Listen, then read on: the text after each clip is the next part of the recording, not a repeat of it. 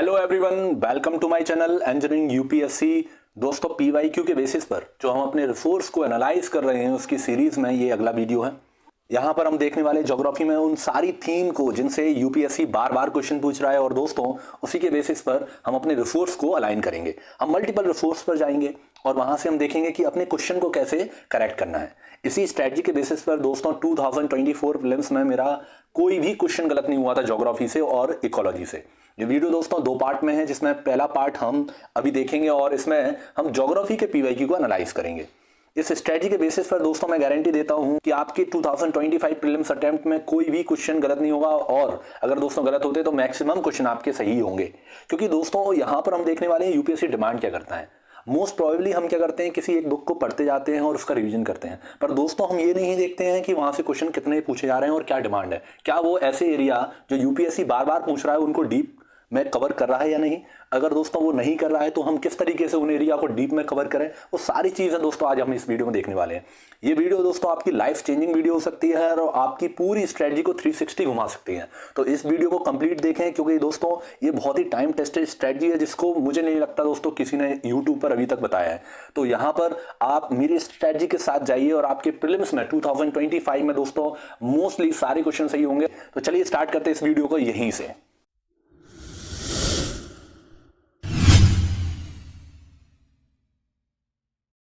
UPSC का सबसे important area है दोस्तों ड्रेनेज सिस्टम, और यहां पर हम देखने वाले हैं कि ड्रेनेज सिस्टम से किस तरीके से क्वेश्चन पूछे जा रहे हैं और दोस्तों उसके बाद हम इसके बेसिस पर अपने रिसोर्स को अलाइन करेंगे और देखेंगे कि यूपीएससी ने ऐसे क्वेश्चन पूछे हैं तो अपने रिसोर्सेज से क्या उन क्वेश्चन को टैकल किया जा सकता है, और यदि दोस्तों उनको टैकल नहीं किया जा सकता तो हम मल्टीपल रिसोर्स पर जाएंगे।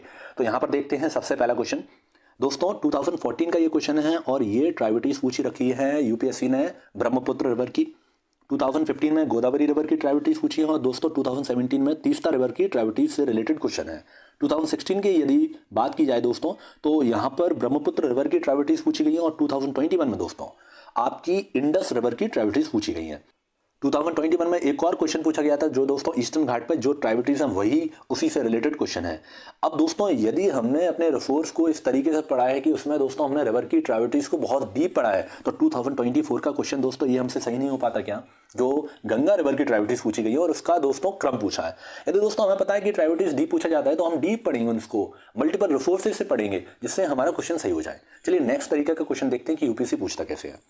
यहाँ पर दोस्तों 2010 का ये क्वेश्चन देखिए और यहाँ पर डैम पूछा है। 2008 के क्वेश्चन में भी दोस्तों डैम पूछा है और 2009 के क्वेश्चन में भी डैम पूछा है। 2008 में और भी एक और डैम पूछा है। अब दोस्तों हमें पता है कि यूपीएससी डैम पूछता है तो 2024 में ये क्वेश्चन आता तो दोस्तों हम अपने डैम को कर लेते। तो इसी तरीके से दोस्तों हमें अपने रिसोर्स को अलाइन करना है यूपीएससी के अकॉर्डिंग, और यदि हम ऐसा करने में सफल होते हैं तो दोस्तों हमारा यूपीएससी प्रीलिम्स 2025 में ज्योग्राफी से कोई भी क्वेश्चन गलत नहीं होगा। चलिए नेक्स्ट तरीका देखते हैं यूपीएससी ड्रेनेज सिस्टम से पूछता क्या क्या है। 2008 का क्वेश्चन देखिए दोस्तों, यहाँ पर जो रिवर है वो किस स्टेट से पास हो रही है वो पूछा है। 2009 का क्वेश्चन दोस्तों, यहाँ पर जो रिवर है दोस्तों वो किस स्टेट से पास हो रही है, और 2010 का भी क्वेश्चन दोस्तों यहाँ पर हिमाचल प्रदेश में कौन सी रिवर पास होती है ये पूछा हुआ है। तो तीसरा तरीका है दोस्तों कि रिवर किस स्टेट से पास होती है। अब 2025 में दोस्तों यहाँ से ही क्वेश्चन बन सकता है कि कोई अदर रिवर को दे दिया जाए और वो किस स्टेट से पास होती है ये पूछ लिया जा सकता है। और दोस्तों अब हम देखते हैं नेक्स्ट क्वेश्चन किस तरीके से पूछा जा सकता है ड्रेनेज सिस्टम में। 2013 का ये क्वेश्चन देखिए दोस्तों, रिवर पर पूछा है नेशनल पार्क। 2014 में रिवर पर पूछा है दोस्तों बायोस्फीयर रिवर, और 2023 का दोस्तों क्वेश्चन अगर आप देखेंगे यहाँ पर ये क्वेश्चन तो दोस्तों रिवर पर पूछा है लेक।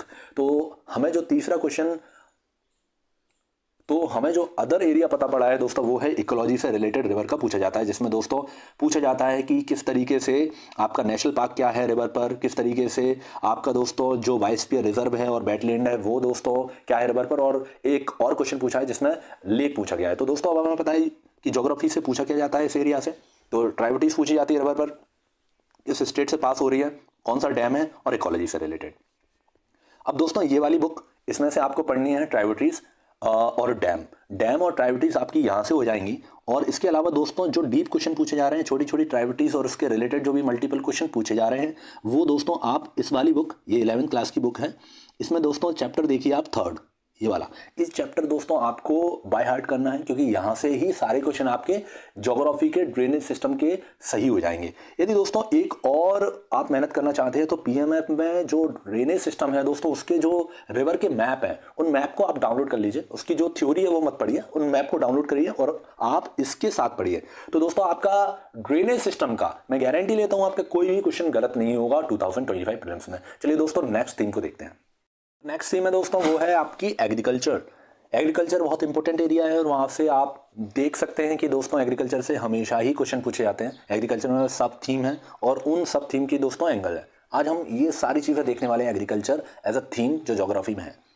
2010 का क्वेश्चन दोस्तों यहाँ पर आप देख सकते हैं, यहाँ पर रेड सॉइल का कैरेक्टरिस्टिक पूछा है।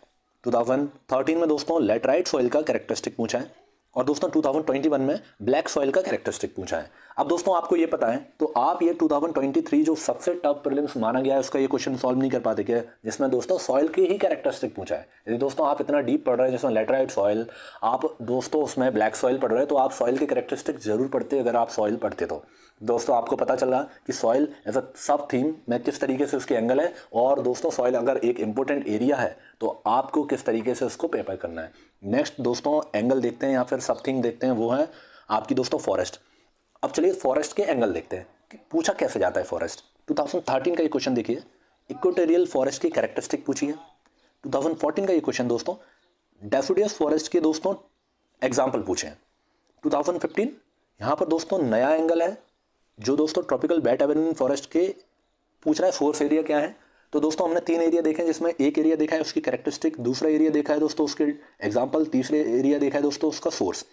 अब 2015 का ये क्वेश्चन दोस्तों मैंग्रोव फॉरेस्ट पूछ रहा है, उसका एरिया पूछ रहा है सोर्स एरिया। तो दोस्तों ये हमारा उसी का टाइप है। 2019 हमें फोर्थ टाइप देखता है फॉरेस्ट में, जो दोस्तों ये पूछ रहा है कि किस स्टेट में सबसे ज़्यादा फॉरेस्ट है। यदि दोस्तों आप फॉरेस्ट पढ़ रहे हो तो आपको उसके परसेंटेज तो पढ़ना ही है। 2021 का ये क्वेश्चन देखिए दोस्तों, ये कैरेक्टरिस्टिक पूछ रहा है ट्रॉपिकल वेट एवरग्रीन फॉरेस्ट की, जो दोस्तों 2013 में पूछा था। यहाँ पर आप देख सकते हैं एक तो रिपीटेड है और थीम से है। आगे देखते हैं इसी एंगल में, तो दोस्तों 2023 का ये क्वेश्चन देखिए, यहाँ पर दोस्तों ट्रॉपिकल डेफोडियस फॉरेस्ट के टाइप पूछ रहा है। तो अगर दोस्तों आपको पता है फॉरेस्ट पूछा जाता है, डीप पूछा जाता है, उसके एंगल में ये एंगल आता है, तो 2024 का ये क्वेश्चन क्यों सॉल्व नहीं कर पाते दोस्तों, ये बताइए मुझे। अब दोस्तों ये क्वेश्चन क्यों गलत होगा, अगर मुझे पता है कि फॉरेस्ट इतना डीप पूछा जाता है, उसके ये एंगल है, तो आप खुद सोचिए कि कितना सिंपल है यूपीएससी। अगर दोस्तों आपको यूपीएससी की डिमांड पता है तो यूपीएससी जितना सिंपल पेपर दोस्तों नहीं है, आपके बैक टू बैक प्रीलिम्स निकलेंगे। आप दोस्तों इस तरीके से अपने रिसोर्स को अलाइन करिए पीवाईक्यू के अकॉर्डिंग। नेक्स्ट एरिया देखते हैं जो, या फिर दोस्तों हम बोल सकते हैं सब थीम, वो है दोस्तों इरिगेशन। 2016 का ये क्वेश्चन जो इरिगेशन से पूछा है, 2016 का क्वेश्चन ये भी इरिगेशन से पूछा है, और 2023 दोस्तों उसी चैप्टर का इरिगेशन का क्वेश्चन है ये। और ये दोस्तों एनसीईआरटी 12th की जो दोस्तों इंडियन एनसीईआरटी है वहाँ से पूछा गया है ज्योग्राफी की। वो हम अभी देखने वाले हैं कि क्या क्या रिसोर्स हैं इरिगेशन के।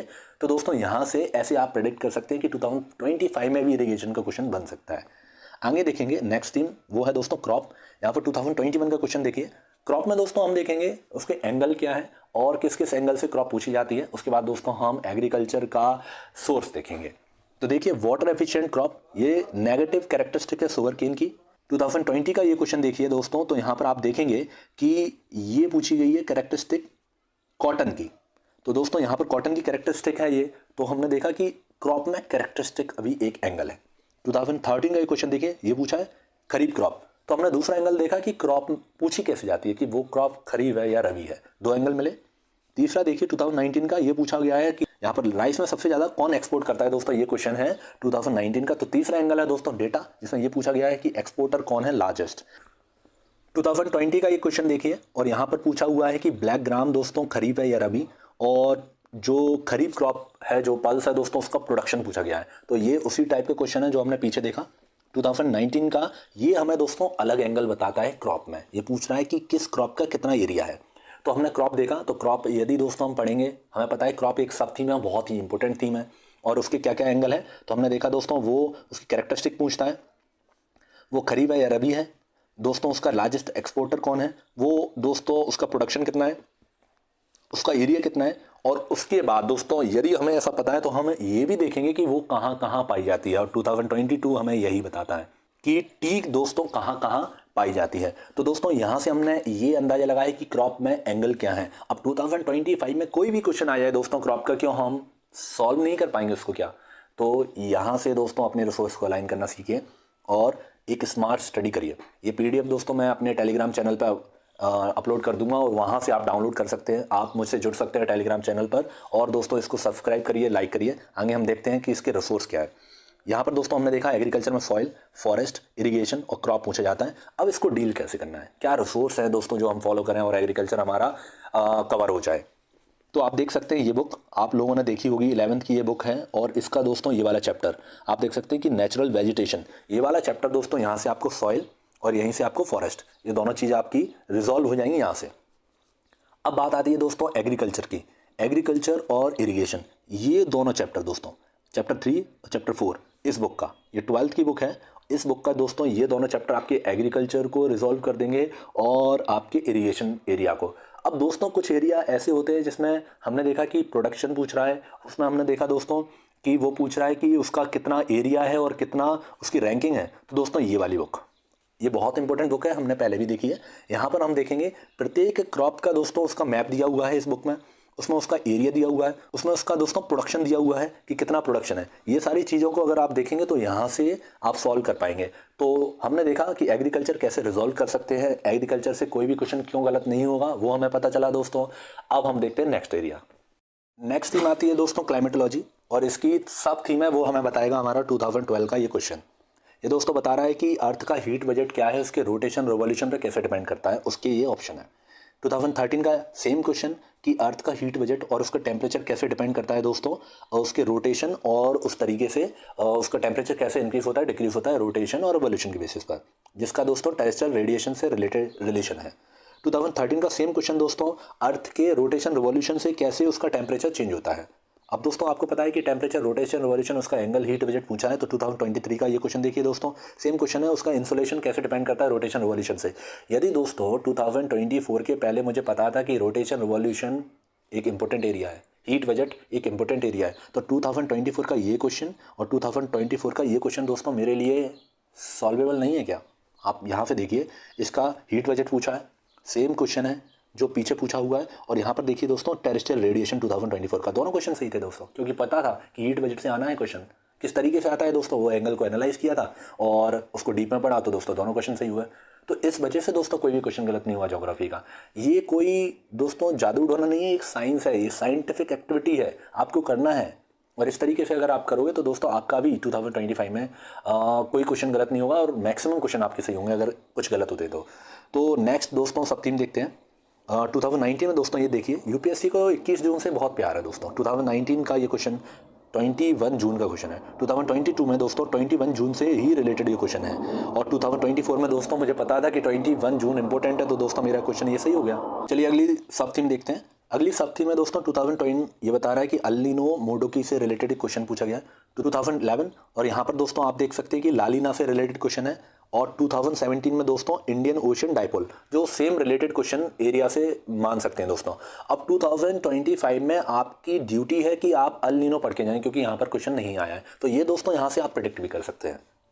नेक्स्ट थीम देखते हैं और सब थीम देखते हैं, सॉरी यहाँ पर 2009 बताइए हमें। नेक्स्ट सब थीम दोस्तों वो है आपका कि किस तरीके से ट्रेड विंड मूवमेंट होता है, ट्रेड विंड की कैरेक्टरिस्टिक क्या है। यहाँ पर आप देख सकते हैं कि नॉर्थ ईस्ट विंड पूछी है। 2011 का ये विंड रिलेटेड क्वेश्चन यहाँ पर वेस्टर्ली पूछा है।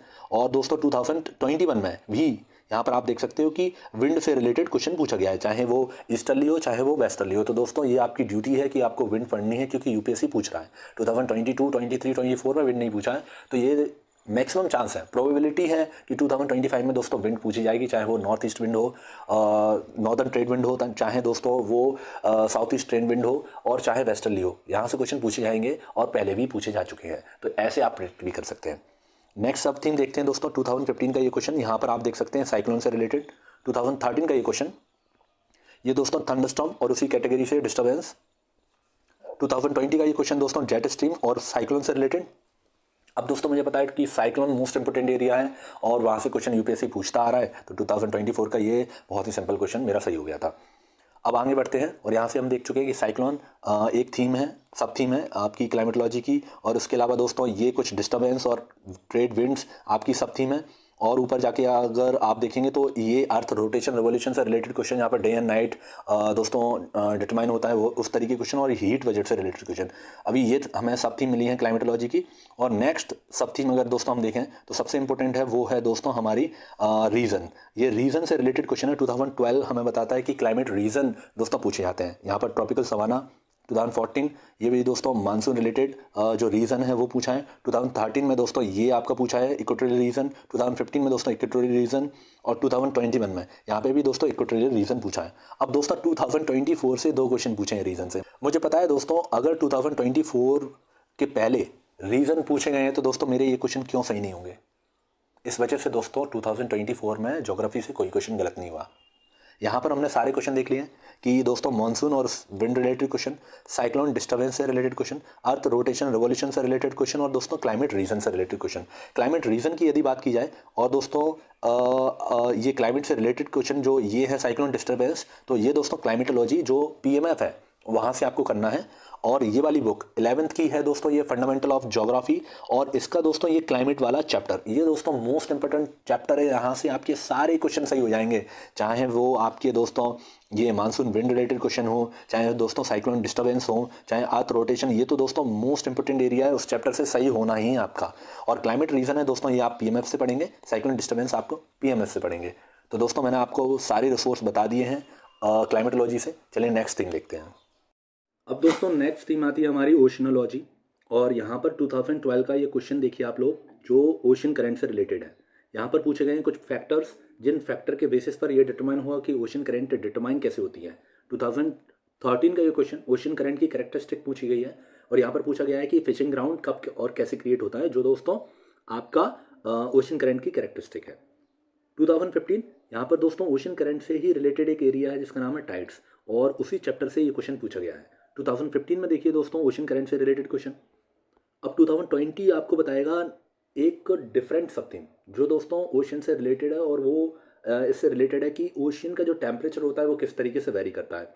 सेम चैप्टर मैप में दोस्तों इस तरीके से उसको रिवील किया गया है एनसीईआरटी में, फंडामेंटल ऑफ फिजिकल ज्योग्राफी में आप देख सकते हैं। और यहाँ पर दोस्तों ओशन का मीन टेम्परेचर पूछा हुआ है, बहुत सिंपल क्वेश्चन है, उस मैप से ये किया जा सकता है। 2023 का ये क्वेश्चन देखिए दोस्तों, जो हमारी ऊपर ओशन करंट हमने पढ़ा है उसी से रिलेटेड क्वेश्चन है। बहुत ही सिंपल क्वेश्चन है, यदि दोस्तों पहले के क्वेश्चन हमने देखे हैं और उसके बेसिस पर ओशन को प्रिपेयर किया है तो ये बहुत सिंपल क्वेश्चन है। और 2024 का क्वेश्चन दोस्तों इसी थीम पर है, ये थोड़ा टफ है, ये उससे सिंपल है, सेम चैप्टर से सेम मैप से। और दोस्तों ये क्वेश्चन इससे सिंपल है तो मेरा ये क्वेश्चन सही हो गया था। यहाँ से आप देख सकते हैं कि किस तरीके से दोस्तों 2024 का ये भी क्वेश्चन मेरा सही हो गया था। और ये दोस्तों यहाँ पर आप देख सकते हैं कि डिमांड के बेसिस पे यूपीएससी किन एरिया पर डिमांड करती है, वहाँ पर कितना डीप जाना है, उसके बेसिस पर अपने रिसोर्स को अलाइन करना है। यदि दोस्तों ऐसा करके चलते हैं तो आपके 2025 में मैक्सिमम क्वेश्चन सही होंगे। अब देखते हैं रिसोर्स। ये बुक है दोस्तों 11th क्लास की, जिसका नाम है फंडामेंटल ऑफ फिजिकल ज्योग्राफी। इसका चैप्टर है दोस्तों ये आप देख सकते हैं 12 और 13 यूनिट 5 वाटर से रिलेटेड आपके सारे क्वेश्चन सही हो जाएंगे। कुछ क्वेश्चन है दोस्तों जहाँ पर हमें देखने की ज़रूरत पड़ेगी कि ये कोल्ड करंट है या वार्म करंट है, और कौन सी करंट किस डायरेक्शन में जाती है। तो दोस्तों वो हम देख सकते हैं इस बुक से, जो ये है एटलस की दोस्तों। इसमें लास्ट में आप जाएंगे तो वहाँ पर आपको दिखेगा कि ओशन के रिलेटेड जो कोल्ड करंट और वार्म करंट से रिलेटेड एक मैप दिया हुआ है, वहाँ से आप इसको प्रिपेयर करिए। और इसके अलावा दोस्तों मुझे लगता है आपको कहीं जाने की ज़रूरत नहीं है, आप एनसीईआरटी से सारे क्वेश्चनों को डील कर सकते हैं। चलिए नेक्स्ट थीम देखते हैं। नेक्स्ट थीम है दोस्तों हमारी फिजियोग्राफी, और हम देखने वाले हैं कि फिजियोग्राफी में किस किस तरीके से यूपीएससी ने क्वेश्चन पूछ रखे हैं। 2015 का ये क्वेश्चन देखिए, तो यहाँ पर दोस्तों आप देखेंगे कि पॉलिटिकल स्टेट है इंडिया का, जो दोस्तों आप पॉलिटिकल मैप में देख सकते हैं, उसके बॉर्डर से रिलेटेड क्वेश्चन है। 2012 में भी दोस्तों उससे बॉर्डर से रिलेटेड क्वेश्चन पूछा गया। राजस्थान की कुछ उस तरीके से दोस्तों उसकी कैरेक्टरिस्टिक दी गई थी, जो बॉर्डर से रिलेटेड जो मैप है दोस्तों पॉलिटिकल स्टेट का, वहाँ से आप कर सकते थे। और 2017 दोस्तों बॉर्डर से रिलेटेड क्वेश्चन है, यहाँ पर दे दिया गया है एक नागालैंड से रिलेटेड एरिया और एक दोस्तों केरला से रिलेटेड एरिया, और आपको इसको सॉल्व करना था दोस्तों कि आप कितने स्टेट लगेंगे आपको उस स्टेट से लेकर दूसरे स्टेट तक पहुंचने में। तो ये भी दोस्तों उस बॉर्डर से रिलेटेड क्वेश्चन है। तो यहाँ पर हमें देखना है कि हमें पॉलिटिकल मैप इंडिया का पढ़ के जाना है, और ये देखना है इसमें कौन सा बॉर्डर कौन से स्टेट में टच होता है। हालांकि दोस्तों 2024 का क्वेश्चन है वो बॉर्डर से रिलेटेड ही है, पर दोस्तों ये क्वेश्चन मेरा जनरल नॉलेज की वजह से हुआ है, ना कि थीम के एनालिसिस के बेसिस पर। तो दोस्तों ये मेरा लक था कि मुझे ये क्वेश्चन आता था, हालांकि ये हम थीम से नहीं कर सकते हैं, तो ऐसे क्वेश्चन को हमें छोड़ देना चाहिए। ये जो क्वेश्चन दिख रहे हैं दोस्तों, यहाँ से हमें एक पैटर्न मिल रहा है और हम देख सकते हैं कि पॉलिटिकल मैप को हमें पढ़ के जाना है, क्योंकि वो क्वेश्चन पूछा जा सकता है। नेक्स्ट थीम देखते हैं, यूपीएससी फिजियोग्राफी में पूछता क्या है। ये देखिए दोस्तों 2014 का क्वेश्चन, यहाँ पर यूपीएससी ने हिल्स पूछ रखी है। 2013 का क्वेश्चन यूपीएससी ने हिल्स पूछ रखी है। 2017 का क्वेश्चन यूपीएससी ने दोस्तों यहाँ पर हिमालय से रिलेटेड पूछा है कि वो कितने स्टेट में दोस्तों एक्सटेंड करता है। 2017 में दोस्तों वेस्टर्न घाट से रिलेटेड क्वेश्चन।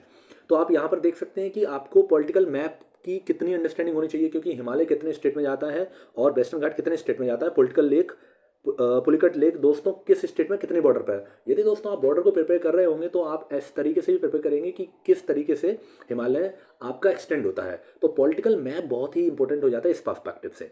और यदि दोस्तों आप हिमालय कर रहे होंगे तो हिमालय में जो सियाचिन ग्लेशियर है, आप उसके जो फिजिकल मैप देख रहे होंगे तो वहाँ पर आपको इसकी अंडरस्टैंडिंग होती, और ये आपको पॉलिटिकल मैप के बेसिस पर भी उसकी अंडरस्टैंडिंग होने की आवश्यकता को बताता है। तो आपने देखा कि किस तरीके से आपको पॉलिटिकल मैप और फिजिकल मैप को साइमल्टेनियसली मिला करके चलना है यदि आपको फिजियोग्राफी के क्वेश्चन को सॉल्व करना है। आप देखिए दोस्तों 2023 और 22 का ये क्वेश्चन, यहाँ पर दोस्तों माउंटेन पूछा है, इंडियन माउंटेन और किस दोस्तों हिमालय में वो। और 2023 ये देखिए दोस्तों हिल्स, आप देख सकते हैं हिल्स। तो यहाँ पर हिल्स को पॉलिटिकल मैप पर रख के बताया गया है। तो आपको देखना है फिजियोग्राफी में आपको हिल्स प्रिपेयर करनी है और हिमालय प्रिपेयर करना है पॉलिटिकल मैप के साथ। Physical map, political map, physiography. अब देखते हैं दोस्तों थर्ड एंगल। यहाँ पर अगर आप देखेंगे तो 2009 का क्वेश्चन है, और दोस्तों ये यहाँ पर आप देखेंगे तो इंटरनेशनल लेवल पर जो माउंटेन है उसके रिलेटेड क्वेश्चन है। 2013 का क्वेश्चन ये देखिए, वहाँ पर जो इंटरनेशनल लेवल पर जो माउंटेन है दोस्तों उससे रिलेटेड क्वेश्चन, और वही क्वेश्चन दोस्तों 2024 में था। 2024 के पहले मुझे पता था कि इंटरनेशनल लेवल पर माउंटेन पूछे जाते हैं, और उसकी वजह से दोस्तों ये क्वेश्चन सही हुआ था।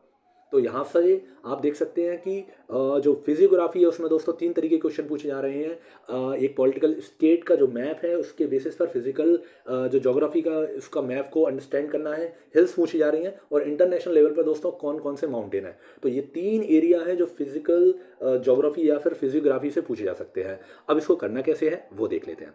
यहाँ पर देखिए दोस्तों आप, तो ये बुक है जो हम अभी तक देखते आ रहे हैं। यहाँ से ही इन तीनों एरिया को देखना है, पॉलिटिकल मैप हो, फिजिकल मैप हो, हिमालयन स्टेट हो, और दोस्तों ये वाली बुक जिसका नाम है Indian physical environment, 11th class की ये बुक है।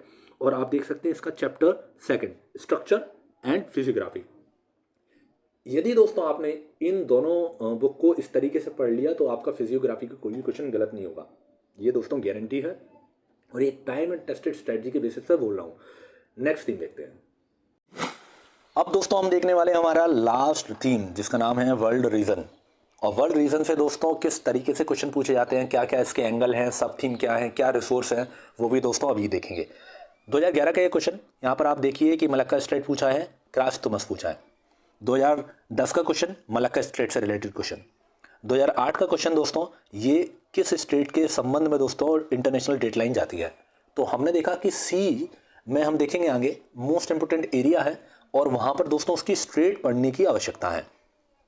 अगले तरीके का क्वेश्चन देखते हैं वर्ल्ड रीजन में।